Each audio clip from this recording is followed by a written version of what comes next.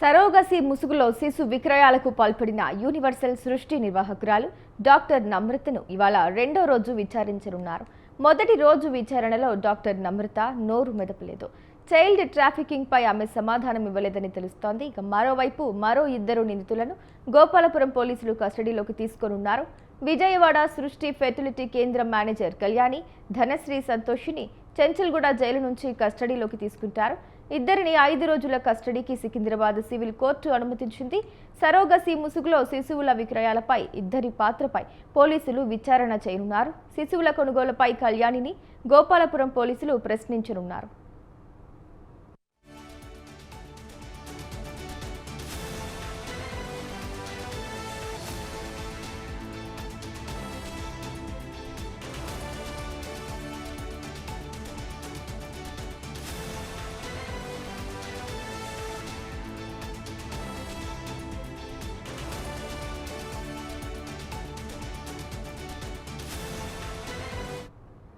Doctor నమ్రత తొలి రోజు పోలీసుల విచారణలో నోరు మెదపలేదని తెలుస్తోంది. నిన్న సికింద్రాబాద్ ఉత్తర మండలం డీసీపీ కార్యాలయానికి తీసుకెళ్లే సమయంలో తనకేం తెలియదని, వీళ్లంతా తనను ఇబ్బంది పెడుతున్నారంటూ మీడియాతో చెప్పారు. ఉదయం వైద్య పరీక్షల అనంతరం ఆమెను డీసీపీ కార్యాలయానికి తరలించారు.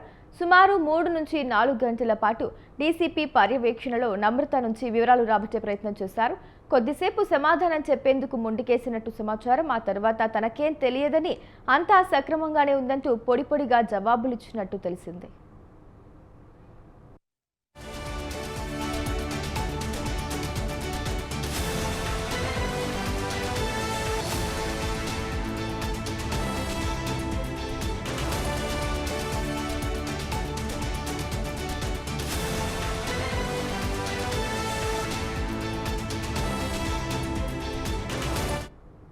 దేశవ్యాప్తంగా సృష్టి ఆసుపత్రుల వివరాలు, అక్కడ పనిచేసే సిబ్బంది గురించి ప్రశ్నించారు.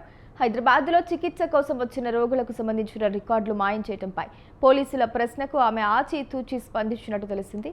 తనకేం తెలియదని, తన పేరిట క్లినిక్ నిర్వహించలేదంటూ బుకాయించే ప్రయత్నం చేసినట్టు సమాచారం. వైద్య వృత్తిని చేపట్టాక తాను నిబంధనల ప్రకారమే వ్యవహరిస్తూ వస్తున్నానని, ఏమైనా రుజువులుంటే చూపమని డిమాండ్ చేయడం పోలీసులను ఆశ్చర్యానికి గురిచేసింది.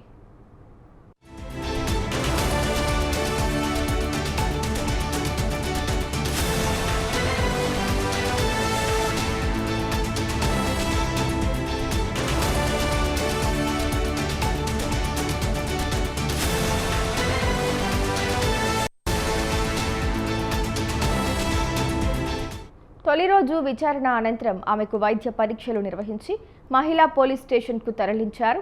ఇవాళ డాక్టర్ నమ్రతను మరోసారి ఆమెను విచారించనున్నారు. ఈ కేసులో కీలకమైన విశాఖపట్నం సృష్టి fertility centre manager Kalyani, Assam నివాసి సంతోషిని 5 రోజుల కస్టడీకి న్యాయస్థానం అనుమతినిచ్చింది.